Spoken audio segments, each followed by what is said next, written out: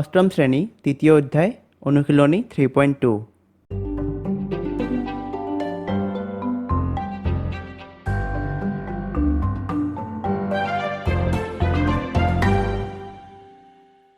এক নম্বৰ প্ৰশ্ন তলত দিয়া বিভিন্ন চতুৰ্ভুজত থকা অজ্ঞাত ৰাশি বাহু বা কোণৰ মান উলিওৱা ইয়াত চতুৰ্ভুজৰ বিপৰীত বাহুত থকা কাৰ চিনে এই চিনটোৱে বাহুযোৰ সমান্তৰাল হোৱা বুজাইছে এই এৰ মান আমি উলিয়াব লাগিব এতিয়া আমি জানো চতুৰ্ভুজৰ চাৰিওটা কোণৰ মাপৰ সমষ্টি 360 ডিগ্ৰী চতুৰ্ভুজৰ কোণৰ সমষ্টি 360 ডিগ্ৰী আমি জানো এতেকে আমি লিখিব পাৰো 110 যোগ 80 যোগ 75 যোগ এটো a equal to 360 angle a equal to 360 বিয়োগ এই তিনিওটাৰ যোগফল 265 265 এটো 95 95 আৰু এটোৱে আমাৰ উত্তৰ 2 নম্বৰত কি দিছে চোৱা এটো এটা সমান্তৰিক কিয়নো এই বাহুৰ বিপৰীত বাহু এটো আৰু এই দুটা সমান্তৰাল আৰু এই বাহুৰ বিপৰীত বাহু এটো আৰু এই দুটাই সমান্তৰাল গতিকে এটো এটা সমান্তৰিক মই লাষ্ট ভিডিঅ'ত ইতিমধ্যে সমান্তৰিকৰ ধৰ্মৰ বিষয়ে আলোচনা কৰিছিলো যদি চোৱা নাই তেন্তে চাই লবা তোমালোকে লিংক ডেসক্ৰিপচনত দিয়া আছে আৰু ইয়াতো লিংকটো ওলাইছে ইয়াত ক্লিক কৰিলে ভিডিঅ'টো ওলাই পৰিব তো সমান্তৰিকৰ ধৰ্ম আমি জানো বিপৰীত কোণবোৰ সমান হয় ইয়াত এটো কোণৰ নাম a দি আছে a b c এই কোণটো d হ'ব তো আমি লিখিব পাৰো angle d equal to angle b কিয় হৈছে বিপৰীত কোণ এংগল d কিমান 105 ডিগ্ৰী এতেকে angle b equal to 105 degree হ'ব 105 ডিগ্ৰী সমান্তৰিকৰ সন্নিহিত কোণ সম্পূৰক কোণ হয় আৰু সম্পূৰক কোণ কাক বোলে যি দুটা কোণৰ যোগফল 180 ডিগ্ৰী 105ৰ লগত যদি আমি c যোগ কৰো তেন্তে 180 পাম angle d plus angle c equal to 180 সন্নিহিত কোণ সম্পূৰক হয় বুলি লিখি দিবা ব্ৰেকেটত তো আমি কি লিখিব পাৰো এতেকে angle c equal to 180 minus angle d আৰু এংগল d ৰ মান কিমান দিয়া আছে 105 ডিগ্ৰী গতিকে কিমান পালো আমি 75 এই কোণটো 75 পালো যদি এংগল c 75 হয় তে তাৰ বিপৰীত কোণ কোনটো এংগল a গতিকে এটো 75 ডিগ্ৰী হ'ব লাগিব angle c equal to angle a ব্ৰেকেটত বিপৰীত কোণ বুলি লিখি দিবা এতেকে এংগল a ইকুয়াল টু 75 এটোৱে আমাৰ উত্তৰ এতিয়া 3 নম্বৰটো চোৱা এটো এটা সমান্তৰিক এটো কেনেকৈ কৰিব লাগিব আগতে বুজাই দিও এই কোণটো চোৱা এটো 110 ইয়াৰ বিপৰীত কোণ এটো গতিকে এটোও 110 ডিগ্ৰী হ'ব সমান্তৰিকৰ সন্নিহিত কোণ সম্পূৰক হয় গতিকে 110ৰ লগত যদি আমি এই গুটেখিনি যোগ কৰো কিমান পাম 180 ডিগ্ৰী পাম তে গুটেখিনি পাবলৈ আমি কি কৰিব লাগিব 180ৰ পৰা 110 বিয়োগ কৰিম কিমান পাম 70 ডিগ্ৰী 70 ডিগ্ৰীৰ ভিতৰত এটা অংশ দিয়া আছে হেতু হল 40 ডিগ্ৰী আৰু বাকি কিমান থাকিল 30 তে b কিমান হ'ব 30 ডিগ্ৰী 30 40 70 হয় গতিকে আমি এনেকৈ উলিয়াই লম স্মল লেটাৰৰ a আৰু b নাম দিয়া আছে গতিকে আমি বেলেগ নাম লম এটো ক্যাপিটেল A B C আৰু D লৈ লম তে আমি লিখিব পাৰো angle B equal to angle D কিয় বিপৰীত কোণ ব্ৰেকেটত লিখি দিবা বিপৰীত কোণ এতেকে angle D equal to 110 degree আকৌ আমি লিখিব পাৰো angle B plus angle C এই গুটেখিনি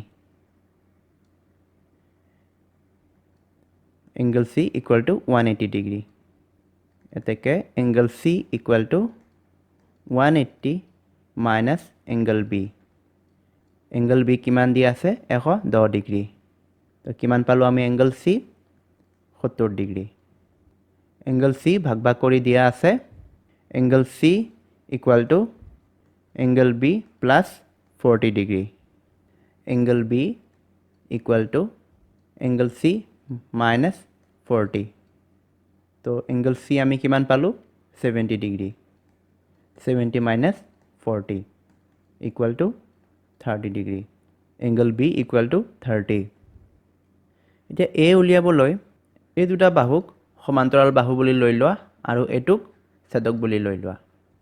তে কি হ'ব আমাৰ সমান্তৰাল এনেকুৱা টাইপৰ গৈছে আৰু এইটো ছেদক। এই কোণ আমি কিমান পাইছোঁ 30 ডিগ্ৰী। ইয়াৰ একান্তৰ কোণ কোনটো হ'ব এইটো। ইউ কিমান হ'ব 30 ডিগ্ৰী আৰু এইটোৱে আমাৰ এংগল A। গতিকে আমি লিখিব পাৰোঁ angle B equal to angle A। একান্তৰ কোণ বুলি লিখি দিবা। মই লাষ্ট ভিডিঅ'ত এই একান্তৰ কোণ আৰু অনুৰূপ কোণৰ বিষয়ে আলোচনা কৰিছিলোঁ।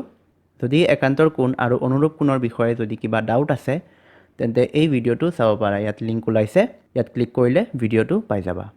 ঠিক আছে, তো এইটো হ'ল আমাৰ একান্তৰ কোণ। গতিকে angle B equal to angle A। Angle B কিমান পাইছোঁ আমি 30 ডিগ্ৰী। এতেকে angle A equal to 30 degree. গতিকে উত্তৰবোৰ হ'ল angle A equal to 30 degree, angle B equal two 30 degree. এতিয়া 4 নম্বৰ। 4 নম্বৰ, এই দুটা বাহু সমান্তৰাল, এই দুটা বাহুও সমান্তৰাল আৰু এই চিনটো দিছে। গতিকে এই দুটা বাহু সমান আৰু এই দুটা বাহুও সমান।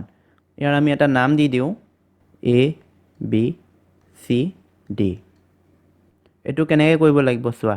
ইয়াৰ দৈৰ্ঘ্য দিয়া আছে 24 আৰু ABৰ দৈৰ্ঘ্য কিমান দিয়া আছে 4A। দিয়া আছে 4A equal to 24। A equal to 24/4 6। ঠিক তেনেকৈ এই দুটা বাহুও সমান। গতিকে আমি লিখিব পাৰোঁ দিয়া আছে, কি দিয়া আছে 2B + 1 = 9। 2B + 1 = 9। 2B ইফালে থাকক 9 - 1। B ইকুৱেল টু 9 - 1 কিমান 8 আৰু এই 2 সিফালে যাব তলত, ইয়াত পূৰণ হৈ আছে, সিফালে গ'লে হৰণ।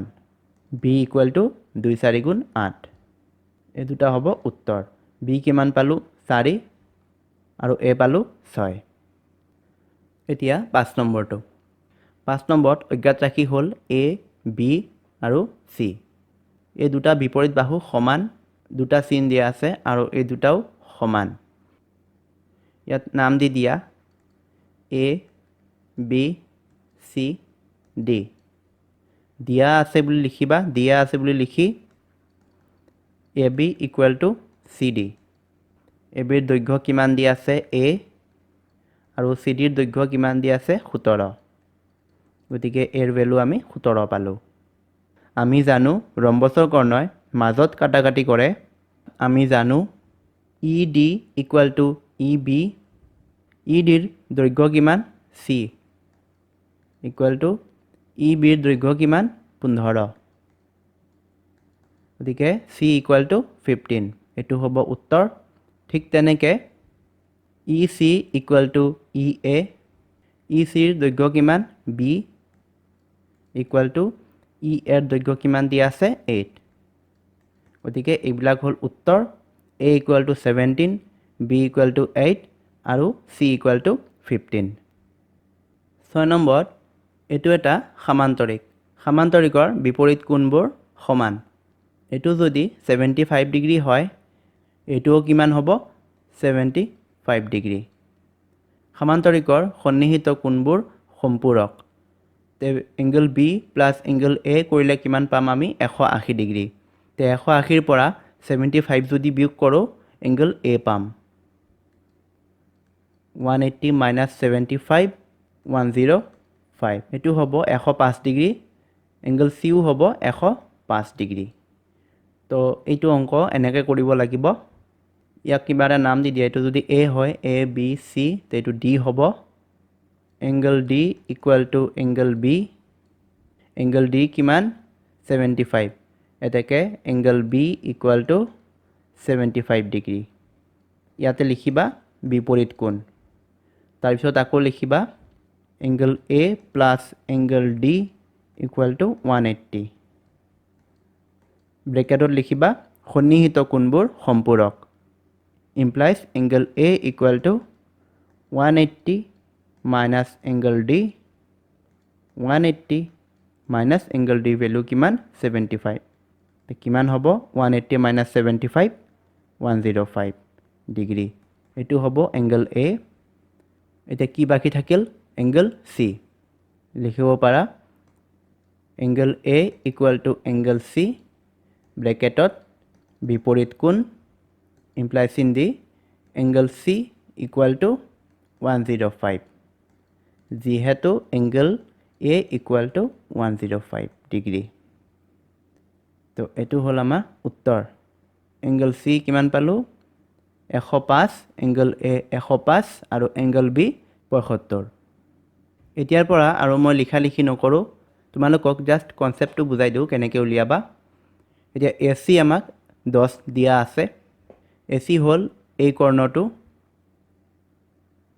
এই গুটেইখিনি কিমান দিয়া আছে 10 OA equal to x equal to কিমান আৰু OB equal to y equal to কিমান এটো হল আয়ত আৰু আয়তৰ দুইটা কৰ্ণ সমান হয় আৰু কৰ্ণই মাজামাজিত কাটাকাটি কৰে এই কৰ্ণ যদি 10 হয় তে D আৰু B কিমান হ'ব 10 হ'ব ইয়াৰ মাজৰ বিন্দু কি O তে OD কিমান হ'ব 10ৰ আধা কিমান 5 আৰু OB এটোও হ'ব 5 তে OB 5 আৰু OA 5 এটো হ'ব আমাৰ উত্তৰ এতিয়া 8 নম্বৰটো চোৱা এটো এটা বৰ্গ এটা বাহু ইয়াত 6 দিয়া আছে বৰ্গৰ চাৰিটা বাহু সমান তো চাৰিটা বাহু যদি সমান হয় তে 6 ইকুৱেল টু এই বাহুৰ দৈৰ্ঘ্য কিমান x equal to এই বাহুৰ দৈৰ্ঘ্য y এই বাহুৰ দৈৰ্ঘ্য z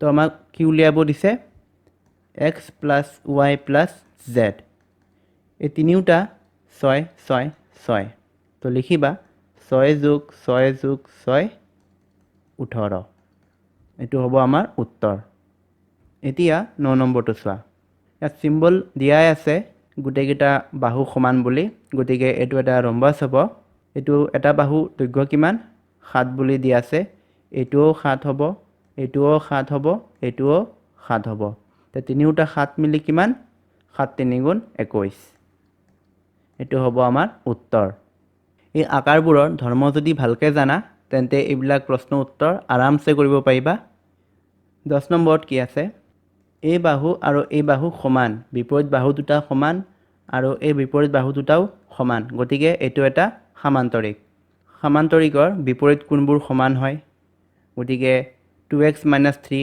ইফালে আছে ইয়াৰ বিপৰীত কোণটোও 2x - 3 আৰু এই কোণটো 3x - 2 ইয়াতো 3x - 2 এতিয়া আমাক উলিয়াব লাগে x ৰ ভ্যালু আমি যিকোনো দুটা কোণ ললে আমি পাই যাম x ৰ ভ্যালু গতিকে দুটা সন্নিহিত কোণে লও আমি সন্নিহিত কোণ দুটা যদি যোগ কৰো কিমান পাম 180 ডিগ্ৰী আমি ভালকৈ জানো গতিকে আমি লিখিব পাৰো 2x - 3 2x - 3 plus 3x - 2 কি বুলি লিখিব পাৰো 180 এটো যদি ভাঙো 2x - 3 plus 3x - 2 equal to 180